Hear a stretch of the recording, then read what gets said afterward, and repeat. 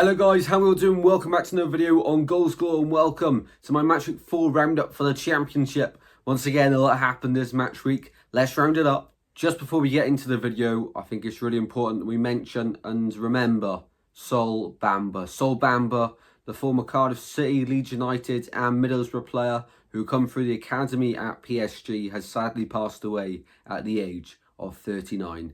Sol was a great player. I'd even played in the Championship and Premier League with Cardiffcity. What a great defender he was. He was, of course, a man well respected, as we've seen with the news coming out of his sad passing. Many great memories are now being shared. And I think it's very important to remember Sol Bamba. What a guy. And rest in peace, Sol Bamba. You'll never be forgotten by the fans of the Championship and by the clubs you represented. Rest in peace. We begin on the Friday night game with Luton losing to QPR, 2-1 QPR in this one. What a game it was, of course. First own goal of the weekend, where we had quite a few. It was Jimmy Dunn, 18 minutes in, who couldn't prevent putting it into the back of his own net past Nardi. And, you know, from this point on, Luton, you thought finally they're going to get their first win of the new season, however that wasn't to be. Second half, QPR come out fighting. And by the way, Frey in this one was great. Sets up the first goal for Madsen, 59 minutes in. 3 minutes later, Frey scores one of his own, smashing it past Kaminski, I believe it was, and celebrates with the QPR fans behind that goal. QPR deserved winners. They get their first win of the season. But for Luton, still chasing their first win of the season, now going into the international break. Is it time for Edwards to get sacked? Now, in the summer, he did sign, I think it was a 4-year contract, so very unlikely. But you've got to say, results are not going their way, so something needs to change quickly for Luton. Otherwise, we could see Edwards leaving very soon after the international break. Good win for QPR this. On the Saturday lunchtime kickoff, we had the East Lancashire derby, and this one did not disappoint. It ended Burnley 1, Blackburn 1. Blackburn finally able to get something against their rivals for the first time in around 11 years, which is just crazy, and actually scoring a goal. And by the way, Andreas Weimann, take a bow. That was incredible. What a goal that was. Just letting it bounce, hit it across the face of goal. Trafford's got no chance, and the home fans, the Burnley fans next to the away fans behind that goal were way in they thought it was going over, and then the realisation hitting it back of the net was incredible. Of course, before that, it was Burnley that took the lead, making it 1-0 thanks to Lyle Foster. But I think Piers has to save it. It was an awful goalkeeping error for me. Down the centre of the goal, a lot of power on it, but still Piers should not be getting beat through the middle of his own goal. In this one then, in the end, Gay gets sent off on 57 minutes. Gotta love a red card in the derby, but it's a silly one. He's trying to indicate to the referee to buck, I think it was a Steve, due to the tackle on him. And yeah, you can't do that today's game unless you're Man City. So disappointing there for Blackburn, but they get a point in the end, and deserved as well. 1-1 in the East Lancashire derby. Cardiff 0, Middlesbrough 2. Middlesbrough left out key man Emmanuel Latte-Laff, but still able to get the win, as Cardiff just couldn't put the ball in the back of the net. It was a crazy incident in the first half where Ramsey had a shot, hit off, I think it was Aylan, onto the post, then Aylan's able to clear it away. Very lucky on the line defending.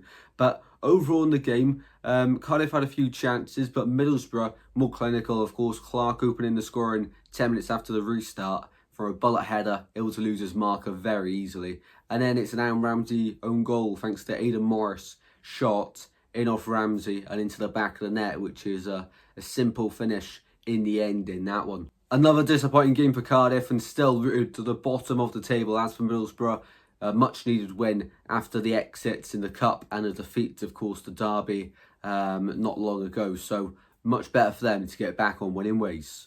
It ended Coventry 0, Norwich 1 at the CBS, of course.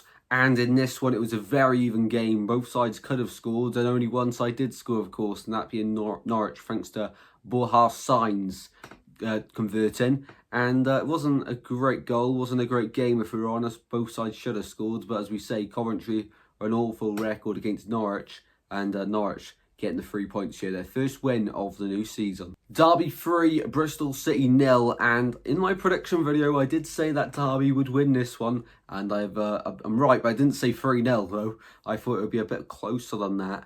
I did back them to get 2 though, but Bristol City in the end just couldn't take their chances. Both sides had a lot of big chances that they missed in this game. The likes of Nathaniel Mendez-Lang and Jerry Yates hitting the post for Derby. Well, Bristol City had a few chances, but once again, it's just a day to forget for the Robins. For Derby, of course, it was new signing Goodman with their opening goal. 28 minutes into the game, in off the post, very nice finish past Max O'Leary in goal. And then it's Jackson who scored a very nice goal for Derby to make it 2-0 before Ozo, the signing from Crystal Palace on loan, hits into the back of the net. And it's, going to be important this season for Derby, the form at Pride Park, and continuing it, of course, off last season, the great record they had at home into this season is really important, of course. 2 wins out of 2 now at home after beating Middlesbrough and Bristol City. After the restart, they have Cardiff at home, and if they keep this up, the home record, they'll be fine in the Championship this season. Leeds 2, Hull City 0. This was actually a very good game when I watched the highlights for this one. Even first half, but in the second half, it was clinical Leeds able to pull away from Hull in this one, with Mateo Joseph opening the scoring on 63 minutes for Joe Perot. Sealed off the 3 points with a calm and composed finish 81 minutes into the game. Very clinical, as we say. For Hull, they did have a few chances, the likes of Miller going very close and just over the bar. I think he's going to be a great player for Hull this season. Still the likes of Rushworth signed on deadline day is an incredible signing. After the international break, for every side now, we're going to be able to see everyone's full strength squads, except injuries, of course, because yesterday with the deadline day and then the games on the Saturday, you weren't able to see all the signings involved due to the timing that they were signed, of course. It may have been too late to be included in that matchday squad, but yeah, Hull have got a very strong squad, a lot of new faces. It's been a tricky start to the season and their first defeat of the season here. Millwall 3, Sheffield Wednesday 0. And Sheffield Wednesday, what's going on? We all thought, okay, maybe we're going to have to take them serious as playoff contenders after that first win of the season against Plymouth. But since then, it's been a defeat in every game since. And another defeat here away to the Den, where Millwall pick up a very valuable 3 points at home. It's Josh Coburn to open the scoring after half-time, 58 minutes in. Just signed yesterday from Middlesbrough, of course, on loan. Very good goal as well, just tapped into an empty net.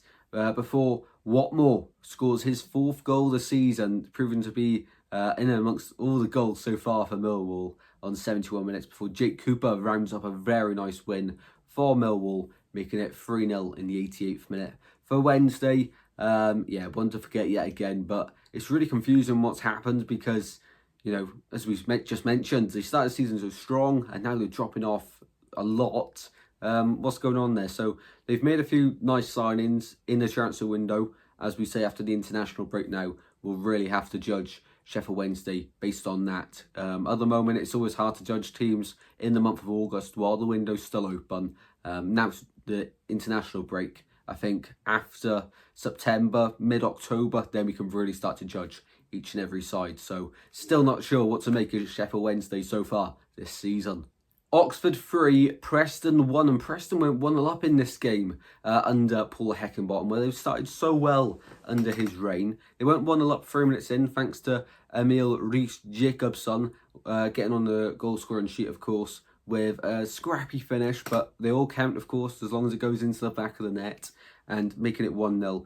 Just didn't last long, though. Mark Harris scoring 4 in 4 for Oxford. Not many people do that, especially with a newly promoted club, and he's earned himself a Wales call-up.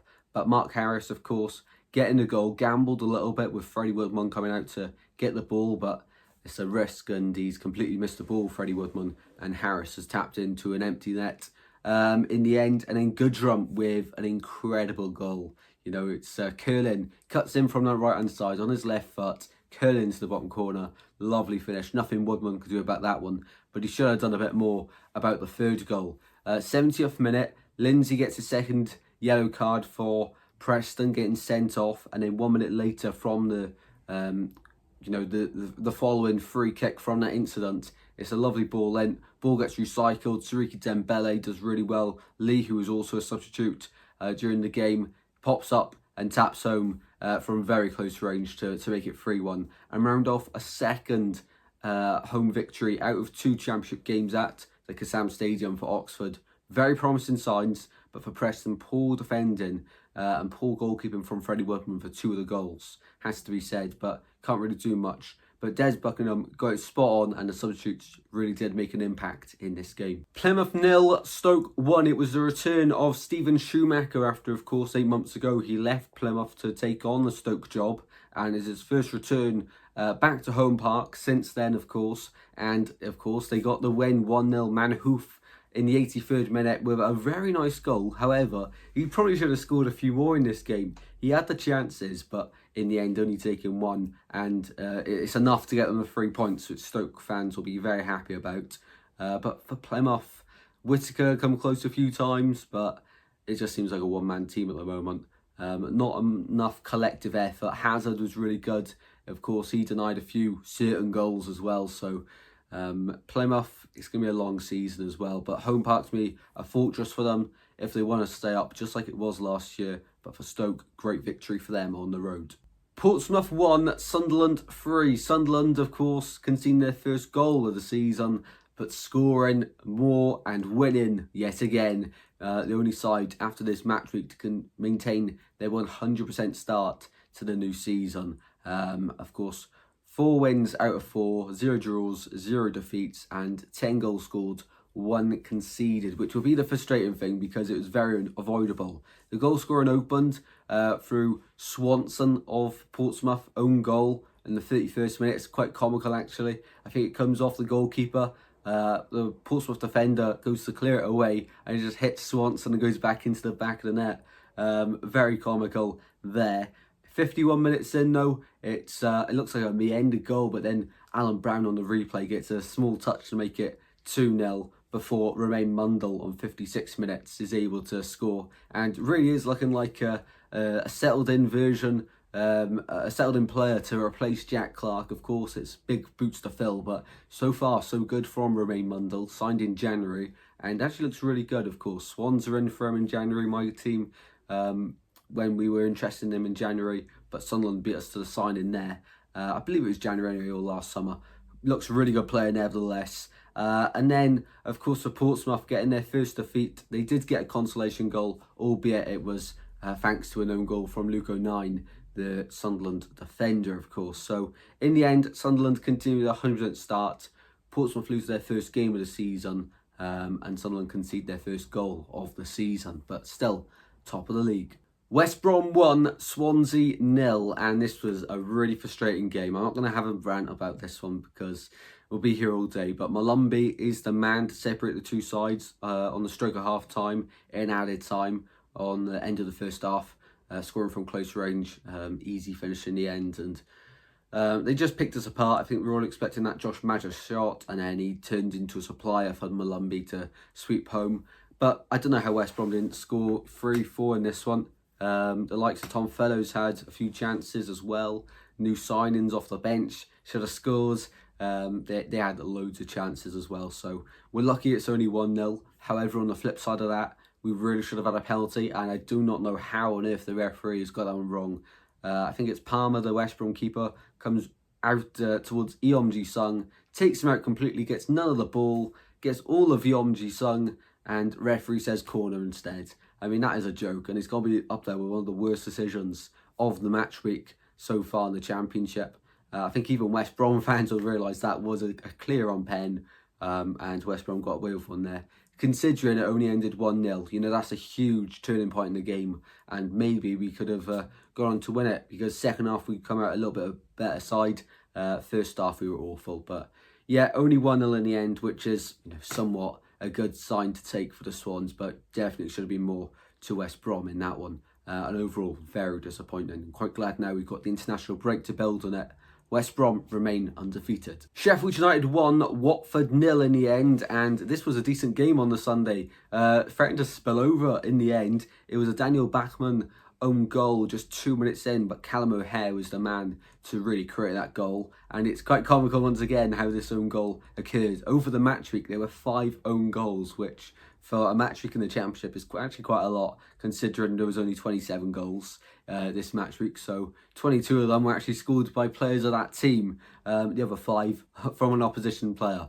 But no, in this game, they had the chance to make it 2-0 from the penalty spot from Kiefer Moore, but great save from Daniel Bachmann to redeem himself. But Watford, in the end, couldn't really create much to get themselves back in the game. And surprised it was only 1-0 in the end. But Sheffield United still undefeated this season, and Watford end their undefeated start to the season.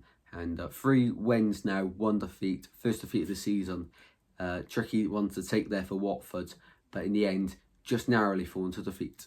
So as we mentioned, this match week, 27 goals were scored in the Championship. Goal of the week has got to be Andreas Weimann versus Burnley. The way he's hit that across the ball into the top corner, Trafford had no chance, and in an East Lancashire derby is superb. So Andreas Weimann gets goal of the week, no doubts for me. There were a few other contenders, but you got to give it in the circumstances, don't you? Surprise of the week, for me, it has to be Millwall. You know, they've scored quite a lot this season. They've also conceded quite a lot to get their first win of the season against Sheffield Wednesday, who have been highly tipped this season. And in some fashion, you know, 3-0 win, comfortable, clean sheet. Very good from Millwall. They've struggled defensively so far this season at the start, so a much-needed victory there.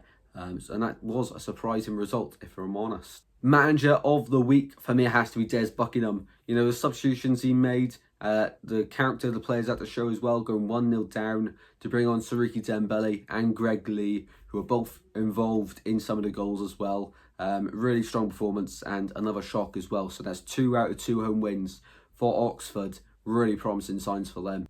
On screen now will be how the Championship table is looking after match week 4. Of course, now we go into the international break, unfortunately, but this is how it looks going into the first international break of the season.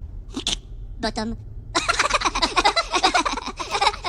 And on screen now will be my EFL Fantasy from match week 4. Let me know how many points you guys got in the comment section down below.